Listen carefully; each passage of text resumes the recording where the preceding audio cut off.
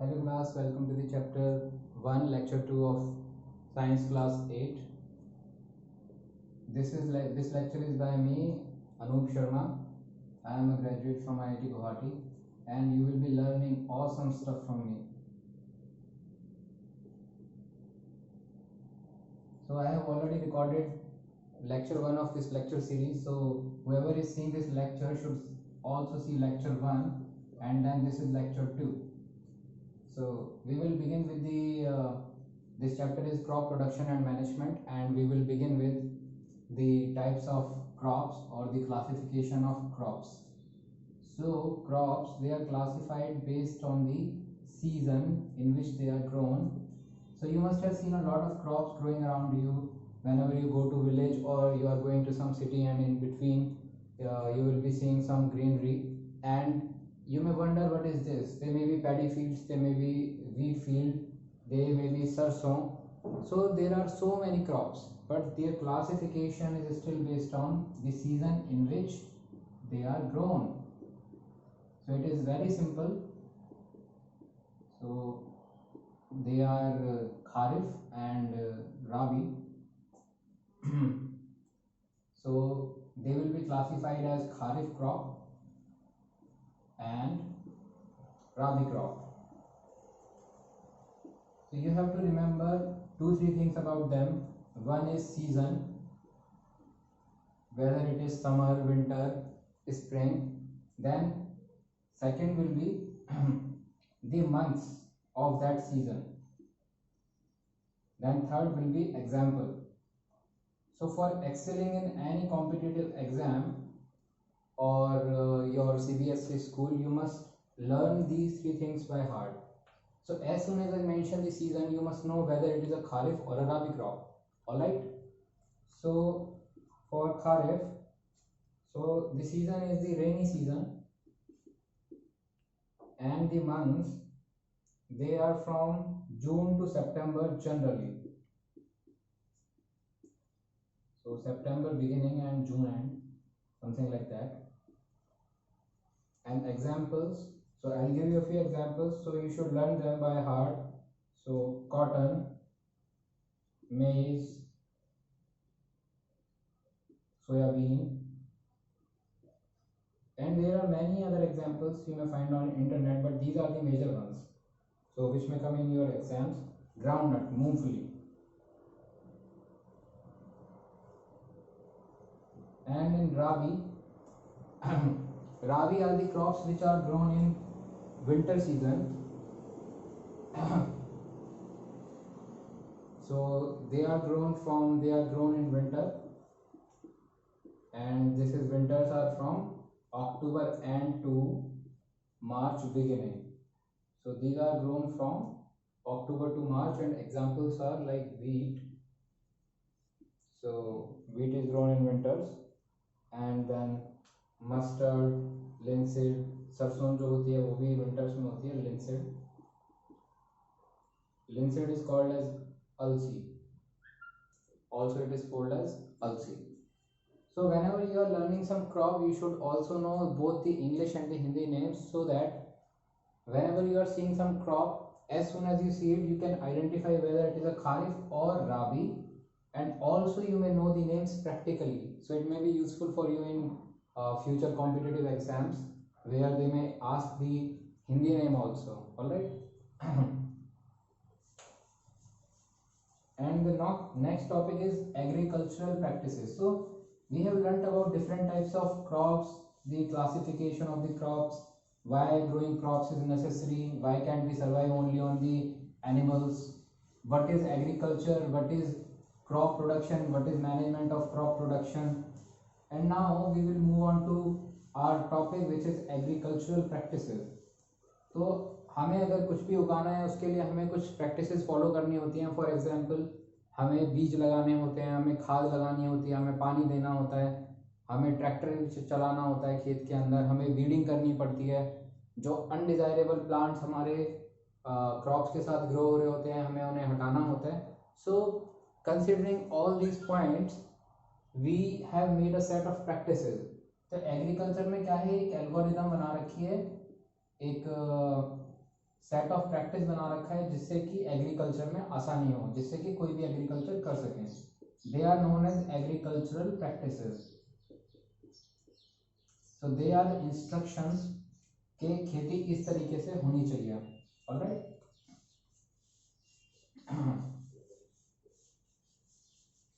So the very first thing is, सबसे पहले क्या करना होता है कि खेत के अंदर हम करते हैं टिलिंग। सो टिलिंग, टिलिंग क्या होता है, इसको हिंदी में बोलते हैं खेत को जुताई करना।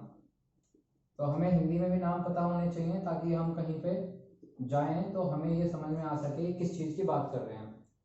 सो number 1 is tilling, then we have sowing, tilling कर दी उसके बाद सोइंग कर दी, या फिर नंबर 2 पर कई बार क्या होता है, फिर होती है आपकी मैन्योरिंग, मैन्योर डालते हैं।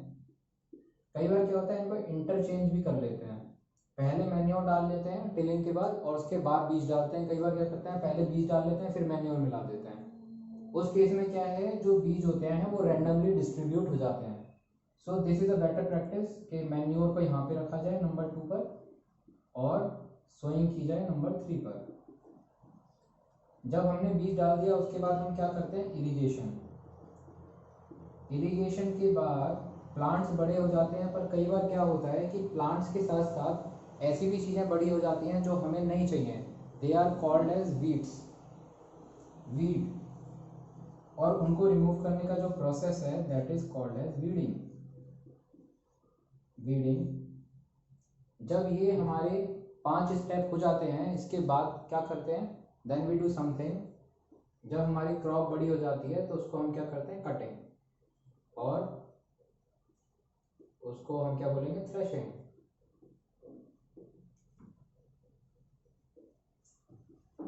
थ्रेशिंग करेंगे उसके बाद हम ग्रेन्स को अलग करते हैं, then that is called as chaffing. Chaff को रिमूव करते हैं, शाफिंग, और इट में have other names also. For example crop cutting, threshing and harvesting, this is also known as harvesting. इसको हम थ्रेशर यूज करके करते हैं, हार्वेस्टिंग को जैसे थ्रेशिंग भी कह देते हैं। And then we have in the end we have after shaffing we have storage in the end। फिर हम क्रॉप को काट के स्टोर कर लेते हैं, this is in the end the step is storage. अगर आप कोई भी चीज़ काट रहे हो, उसको साफ कर रहे हो, तो अंत में उसे एक जगह उसका स्टॉक बना के रखना है ना, ताकि वो खराब ना हो जाए। That is why storage is needed.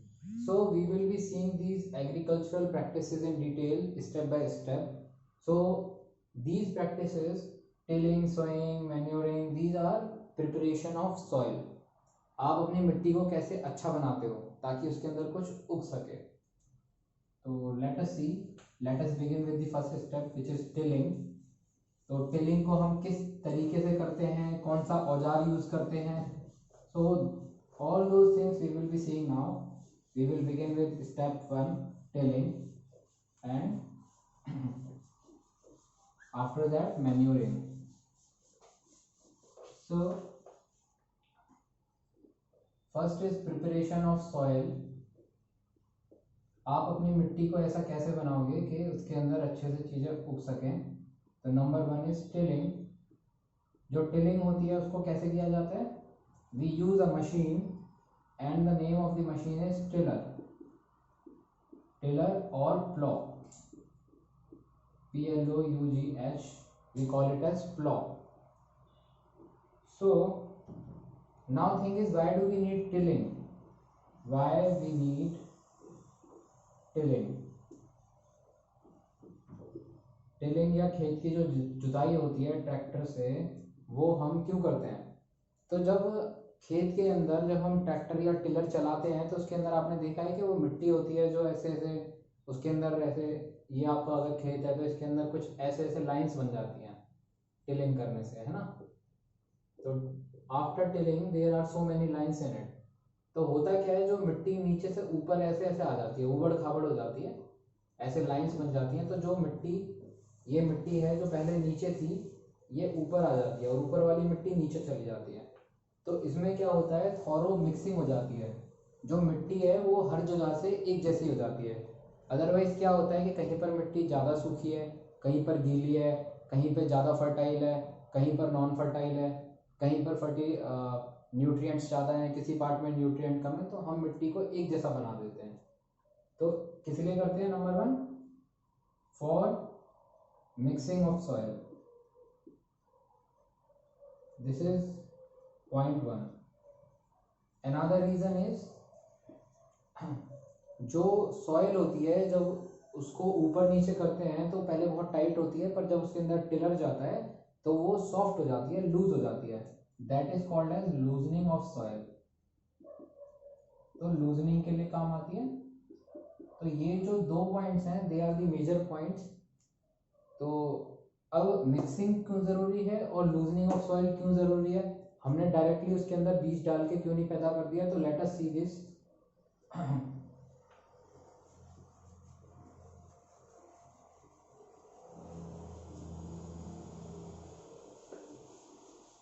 So the very first thing is mixing of soil.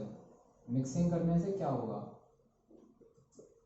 तो आपने कभी देखा होगा कि अगर आपके पास एक जग रखा है, इसके अंदर आपने शुगर और वाटर डाली और उसको ऐसे मिक्स कर दिया आपस में, तो एंड में क्या बनेगा? शुगर वाटर, जिसके अंदर एक जैसा टेस्ट होगा।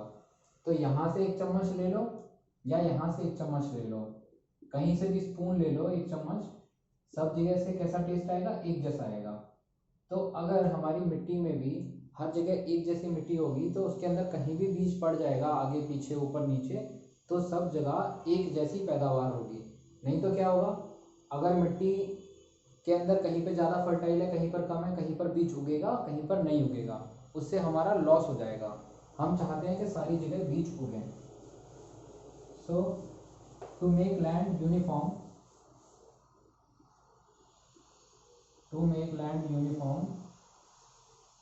यूनिफॉर्मली फर्टाइल, सब जगह से एक जैसी पैदावार हो उसके अंदर। Then second is loosening of soil, मिट्टी का ढीला पड़ जाना।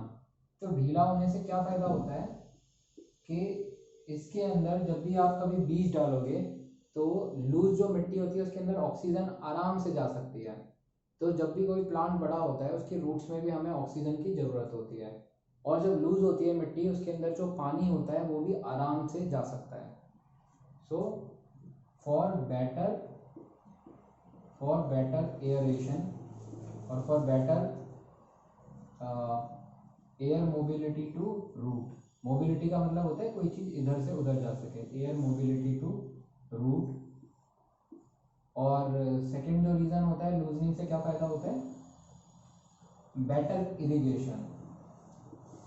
अगर मिट्टी थोड़ी ढीली होगी तो उसके अंदर क्या है, इरिगेशन भी अच्छे से हो सकती है और उससे बीजों को लगाने में भी आसानी होती है। अगर हार्ड मिट्टी होगी उसके अंदर बीज को घुसाने में भी दिक्कत होती है, और जो लूज मिट्टी होती है उसके अंदर बीज को डालना बड़ा आराम से होता है। So another reason is for ease of seeding, seeding मतलब बीज लगाना, और ease of seeding. So we have learned the basics of soil preparation today, classification of crops on the basis of season, and the agricultural practices. So there are so many agricultural practices which are followed for growing crop step by step. The first step is the preparation of soil, that is tilling. And what happens on tilling? It mixes the soil, mixing of soil, and what happens next is loosening of soil. And we have seen the role of mixing and loosening. So overall we have seen the benefit of tilling. Next we will see the instruments that are used in tilling. So they are the instruments which are used in this practice. So instrument for tilling will be one is tiller and another is plow. Plough जो होता है पुराने समय में आपने देखा होगा, जो मूवी देखी होगी उसमें जो किसान होता है हल लेके चलता है, that is known as plough, हल। पहले हल चलाते थे तो उससे क्या करते थे, टिलिंग ही करते थे। तो हल को कई बार क्या करते हैं, हल को थोड़ा सा मॉडिफाई कर दिया मॉडर्न टर्म में, तो उससे क्या बन गया, टिलर। और पहले आदमी खुद से हाथ से हल चलाता था, उसके बाद जानवरों से चलवाता था, और बाद में क्या हुआ कि मशीन से चलवाने लगा, और तब उस मशीन का नाम क्या पड़ गया, tiller. So this will be the end of this lecture, and we will be continuing the lecture series. So I am hoping that you will see all the lectures and you will stay tuned so that you can gain the maximum out of it. And if you are if you listen carefully, you will be able to crack all the competitive exams. Thank you so much for being here, and have a nice day.